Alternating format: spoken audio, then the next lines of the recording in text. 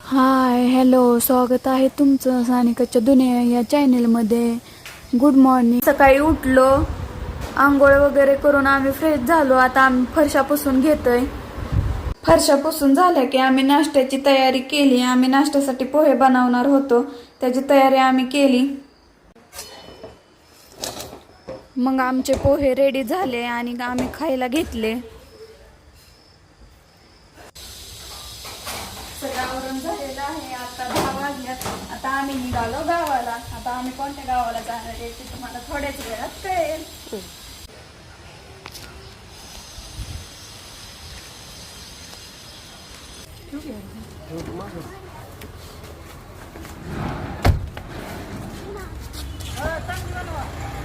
Bye. असं थोडंसं काम होतं म्हणून आम्ही निघालो गोडाऊनला.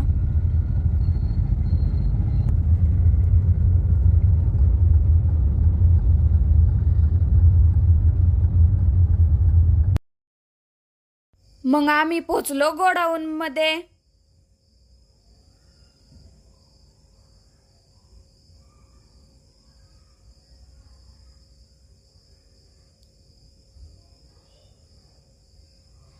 गोडाऊन वरून निघालो गावाला.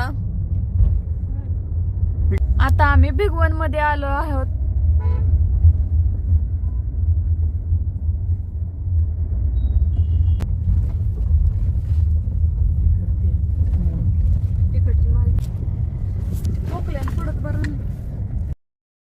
नंतर ना आम्हाला जाताना लागला भीमा नदीचा ब्रिज. आम्ही ब्रिज वरून निघालो. ब्रिज वरून निघालं की पुढे भीमा नदी आहे.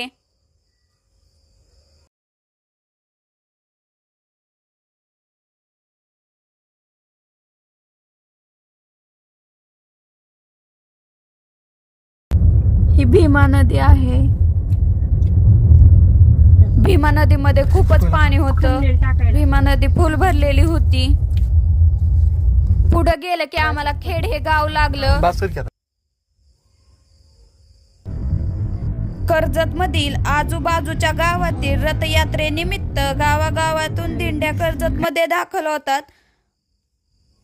रस्त्यातच आम्हाला एक दिंडी लागली होती. त्यानंतर ना आम्हाला बेनवडी हे गाव लागलं.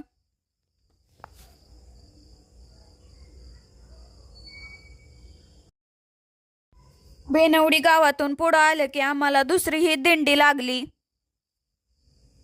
आषाढी एकादशी झाल्यावर जी नंतरची एकादशी येते त्या एकादशीला ही रथयात्रा भरते. आम्ही पोचलो कर्जत मध्ये. कर्जतला धाकटी पंढरी असे हे म्हणले जाते. नंतर आम्ही कर्जतच्या स्टँड वरती गेलो. तिथं मावशी आणि यशदादा येणार होता, त्यामुळे आम्ही त्या दोघांना घेण्यासाठी आम्ही कर्जतच्या स्टँड वरती गेलो. बस आली, ते दोघं ही आली.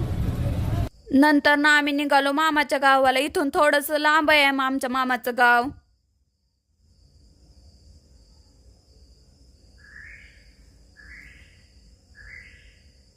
इथं लागला मामाच्या घराकडे जायचा रोड. हा, आम्ही मामाच्या घरी पोचलो.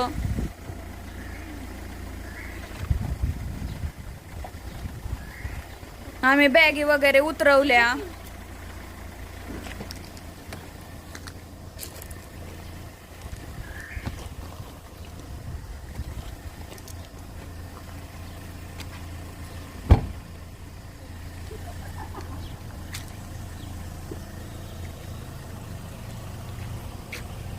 ही समोरचं मामाचं घर आहे. मावशी बसनी येणार होती म्हणून मामा मावशीला आणायला कर्जत मध्ये गेला होता. आमच्या सोबत तो पण आला.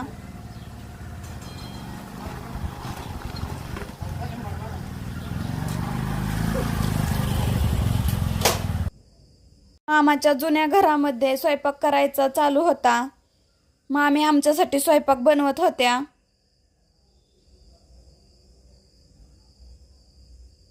मामींनी आमच्यासाठी गरम गरम चपात्या लाटायला घेतल्या होत्या.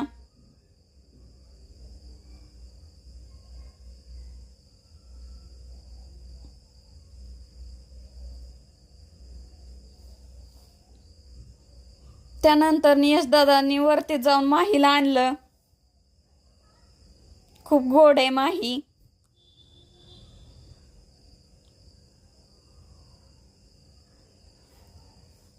आम्ही गेलो की तिला इतका आनंद झालता, तिला छत्री घेतलेला.